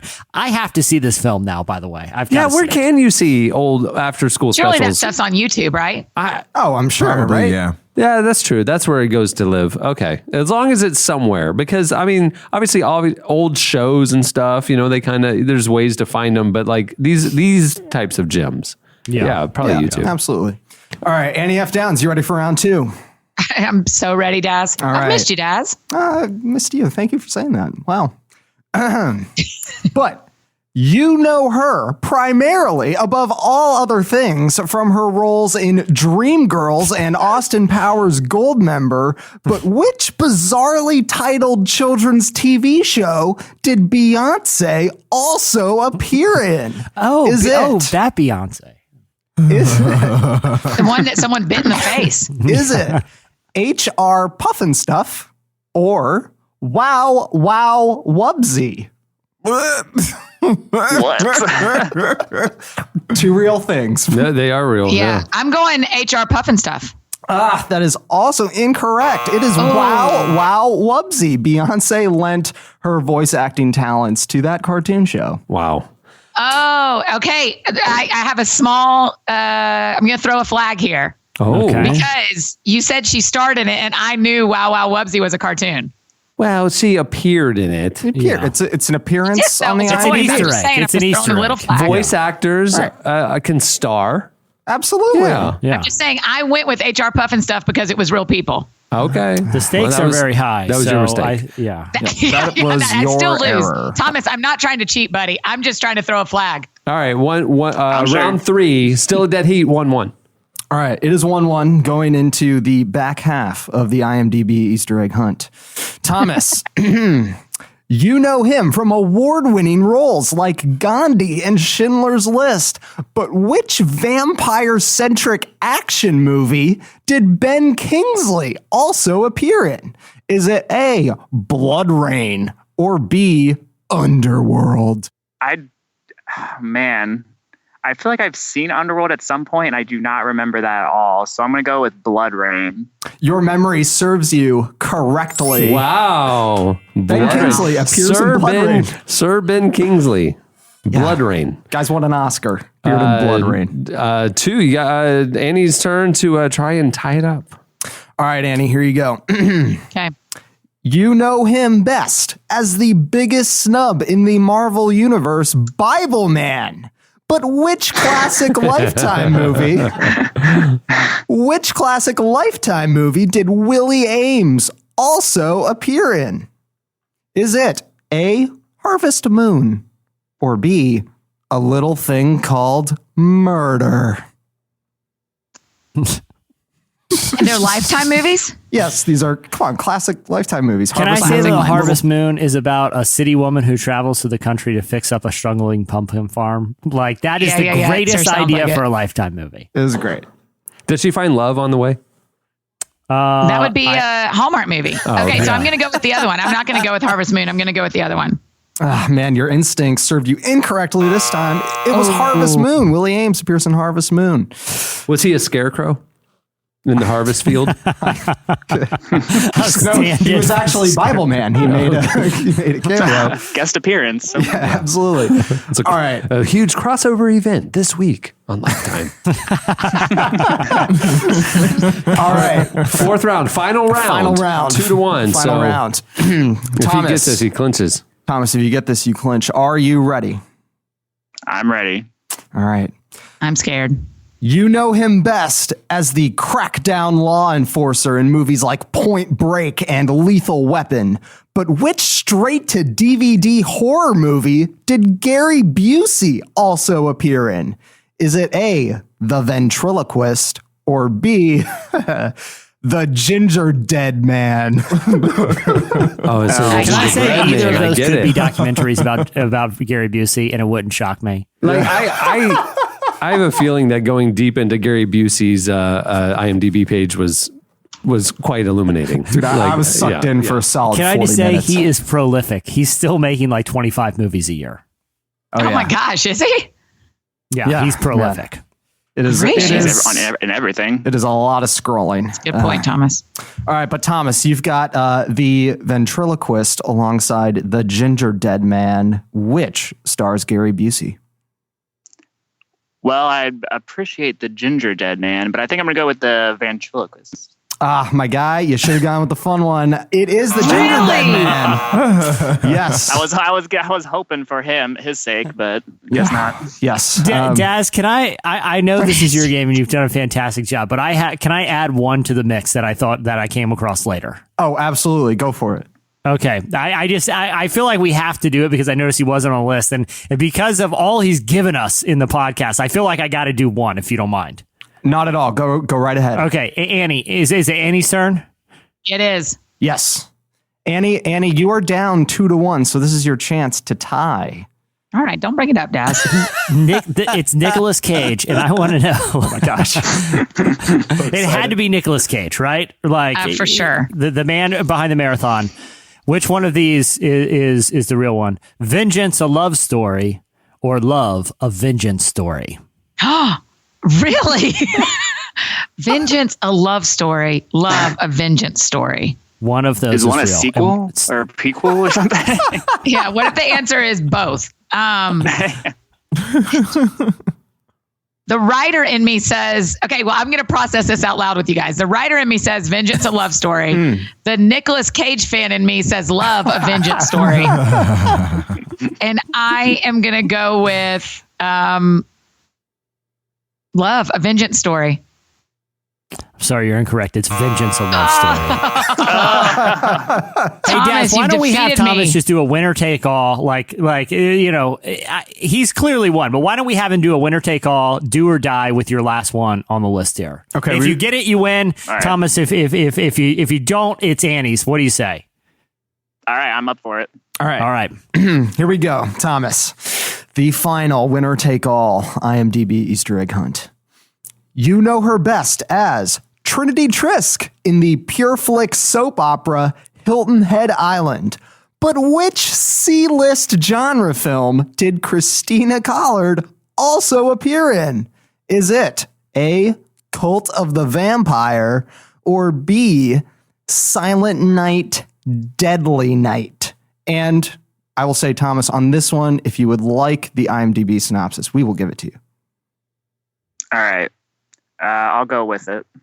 Okay. Cult of the Vampire stars Xandra, a rebellious vampire, sets out on her own in pursuit of love and rock and roll, but there's no escape from the long arms of the coven. I broke on that one. And then Silent Night, Deadly Night. After her parents are murdered, a tormented teenager goes on a murderous rampage dressed as Santa. So, Christina Collard, Cult of the Vampire, or Silent Night, Deadly Night? Well, considering she's in a Pure Flicks show now, I'm going to assume that they read the title wrong when looking at her past movies and went with the Silent Night, Deadly Night. No, it's Colts of the Vampire. No, Thomas. Annie F. Downs still undefeated in the podcast. In the strangest way possible. That is true. I'm sorry, Thomas. Annie. Okay, well, that'll do it for the debut edition of the IMDb Easter egg hunt. Thanks for joining us, Thomas. Thanks for having me, guys. Stay tuned. Up next, your feedback.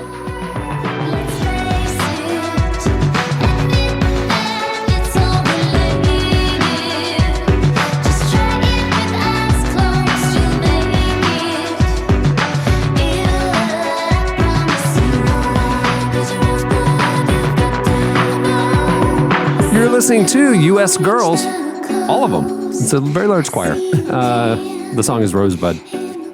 Okay, it's time for your feedback. Last week, we asked you for your best or funniest or craziest Christian college story. Wow. I think we all went to the same college because everybody went to Christian college, had pretty much the same experience. It's all crazy. You guys hit us up on Twitter at Relevant Podcast. You guys posted your longer ones on the podcast episode page at relevantmagazine.com. Here are a few of our favorites. Okay, so this one is from Ryan George. Man, this, I don't know what school this was. He didn't say, but all he said was a fundamentalist college. He said him and his fiance, he's engaged at the time. He's a college student, he's engaged. She had a rough day. He reached over and rubbed her back between her shoulders. Like he says, like a parent to a sad little leaguer would do on a bench after a loss. Uh-huh. He said, we were sitting on a short wall that functioned as a garden bench surrounded by bush and trees. I didn't think anyone could see my, quote, immoral act. What? A single woman walked over from 50 yards away and requested our student IDs and told us, I kid you not, that we should be saving ourselves until marriage. Oh, gosh. They were, you gotta, those wedding night back rubs everyone looks forward to. We were then put on what was called socialed. It's for 2 weeks. That means they were not allowed to speak to anyone of the opposite gender, not allowed to share a dining hall table with someone of the opposite gender, and not allowed to explain to someone why we couldn't speak to them or why you just got up and left the table. That's insane to me. I'm kind of glad he didn't, name the school, because I would have had to relentlessly. I would have gone down a rabbit hole of researching more insanity from that school. But Ryan, I'm glad you made it out, and I hope things are going well with your fiance now, and you're enjoying those shoulder rubs, like every healthy marriage does. That type of punishment sounds like it came straight out of a dystopian novel or something like that. Right? Yeah. Okay, so listen to this one, Andre. This is Jeff Henderson, also from a fundamentalist college. So I wonder if he and Ryan went to the same school. No talking to the opposite sex except during social hour. Huh? There, you always had to wear a shirt and a tie, which I know a lot of Christian schools make you. Did you have to dress like that, Jesse? Did you have to dress right at RU? For a little while, but then they ditched that rule. Just because people found weird loopholes in it. What? Like what? Yeah, so like the dress code. So when I first got there, they had a dress code where it was so dumb. Guys had to, because the school ORU was founded like in the 60s, right? And so ORU, like the dress code hadn't changed since like the 60s. So you could wear jeans, but for a brief time when I first got there, you had to wear a tie. So people would just wear like they would make a dickie, like cut off a dress shirt under and put a tie on it underneath like a t-shirt. So it was like the weirdest fashion ever. So you're wearing like jeans, a t-shirt with a tie under the t-shirt. Yeah, and they just realized like this looks worse than people just wearing jeans and t-shirts. So we're just gonna do away with the rule. Facial hair rule too, like mutton chops. Yeah, were you good, couldn't have facial hair, but you could have a mustache. Yeah. And so of course it's like the military. It was mustache or nothing. So there's a lot of mustaches walking. Oh, I'm sure. Okay, so the other thing that stands out to me about Jeff Henderson's I thought was fascinating is there were no pillow fights allowed. He said, I had an RA run from the dorm across the road, run down 3 flights of stairs, cross the road and up 4 flights in order to bust me for hitting my roommate with a pillow. He was apparently watching out the window, and he had to stand before the disciplinary committee for the sinful act. How is a pillow fight with your roommate a sinful act? I don't know that. That is insane. I like this one from Joe. Joe went to a strict King James only Southern Baptist K through 12 school. Oh my gosh. A King James only. And in 6th grade, his parents threw him a quote unquote mixed birthday party. I'm assuming that means people from who, I don't know why you would need to make that distinction. Yeah. Like, oh, are we having people from both genders? Are we treating people equally at this 6th grade birthday party? What? The issue is that my birthday is in the summer and it was a pool party. Here we go. That's why they had to some of the say parents that came made their kids wear large t-shirts all day. Oh, for sure. King James only, of course. I remember that verse. Thou shouteth weareth a large tie-dyed Bugs Bunny shirt in the pool. My parents were reprimanded by the school leadership, even though it was on summer vacation and at our own house. Oh my gosh. In rebellion. It became a staple event ever since they moved away. So, Okay, it's time for this week's. Editorial question of the week. Hey. Well, earlier on the show, Annie brought us the hard-hitting news about Uber drivers. Basically, Michael Scott prophesied that GPSs would start sending cars into places they shouldn't go. The Uber going down the stairs. It got us thinking. We want to know, for this week's question of the week, your craziest, worst, or most memorable Uber story. Or ride sharing, I guess. It doesn't have to just be Uber. I mean, they're not sponsoring it. It could be Lyft. Could be one of those startup ones. yeah, it could be those weird ones in cities that don't have Uber and they have like the city ones, but they also are kind of driving for Uber. It doesn't matter. Yeah. We want to hear if you paid somebody to take you somewhere in a vehicle and it was weird, we want to hear about it. I'm conflicted every time I get in the back seat. Like, I always feel like it's weird. No. It's weird that I'm back here. No. It's weird either way. It's weird either way. No, it's weird if he tries to talk to you. I'm sorry. We both know what we signed up for here. Just I know. Hey, listen, I know what the transaction is supposed to be. I understand the arrangement. It's too weird just to sit in silence in someone. Like, I could reach out. Where else in life are you where you could reach out and just grab someone by the shoulder for like an extended period of time, but don't say a word? I got to talk. I talk to Uber drivers all the time, but I want to hear what listeners have to say. Yeah. Hit us up on Twitter at Relevant Podcast, or you can post your longer replies on the podcast episode page at relevantmagazine.com. Well, on that note, we'll wrap things up. Many thanks to our show's sponsors for making the episode possible. Thanks to Brightpeak. Remember, you can sign up for your Hack Your Debt Challenge at brightpeak.com/hackyourdebt. Thanks also to Away. For $20 off a suitcase, visit awaytravel.com/relevant and use promo code relevant during checkout. And also thanks to Squarespace. Start your free trial today at squarespace.com and enter offer code relevant to get 10% off your first purchase. Look at that. You're getting out of debt. You're traveling the world, building websites. Yeah. Living your best life. Also, thanks to our guest this week. You know, most times, we have two major guests, kind of co-headliners. You know, they could both carry a show, but for variety, you know, you kind of want to have a wide spectrum. When John Legend is your guest, you just double down. Yeah. Just John Legend. Yeah. So thanks to John Legend for joining us. Make sure to check out his performance this Sunday on NBC as he goes for the EGOT. Rooting him on.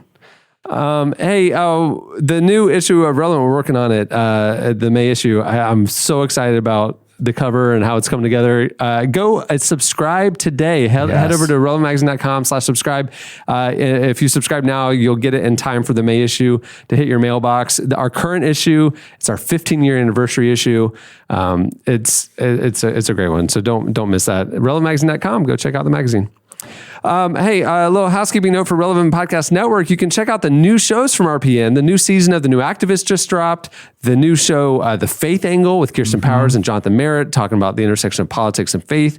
And also, as you heard at the beginning of the show, the Love and Money podcast, which is out now. They're all fantastic. We have some fun new shows in the works as well. Stay tuned for more coming from Relevant Podcast Network, and go onto iTunes and subscribe to all those shows.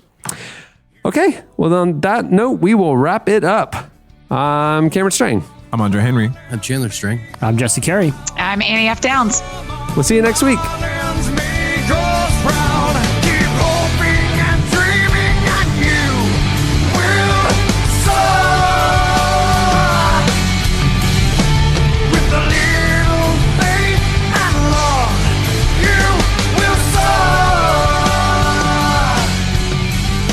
Thank you for listening to the Relevant Podcast. If you like what you heard, be sure to leave us a review on iTunes.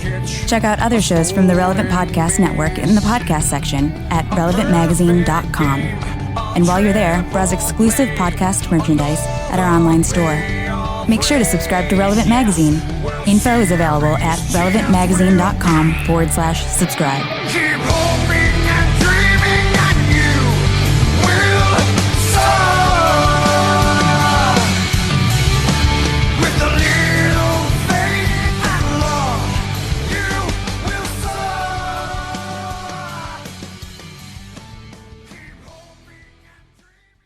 A lot of people don't know this, but if you jump kick somebody, it's legally not assault. Relevant Podcast Network.